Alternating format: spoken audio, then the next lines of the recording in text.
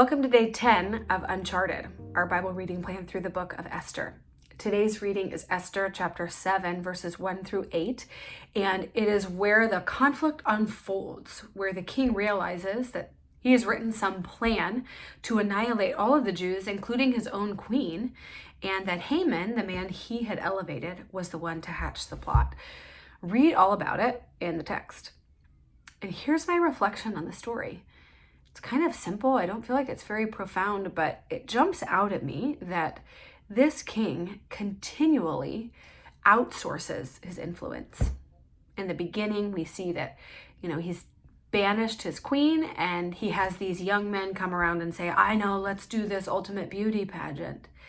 Then he has Haman's influence around him. And then finally, Queen Esther's. And the story just reminds me it's so important to consider whose influence we're under.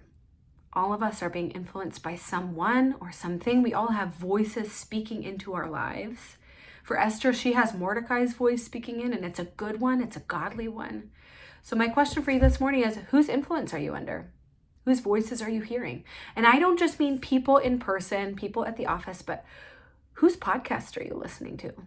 Where do you consume your media? Are these voices that are trustworthy and true and right? Or are they just popular and out there, and so you're taking them in? Because the influence we're under really matters for the decisions that we make. So think about that. Maybe do an inventory of who's influencing you. I'll do the same, and I hope we're picking the right voices.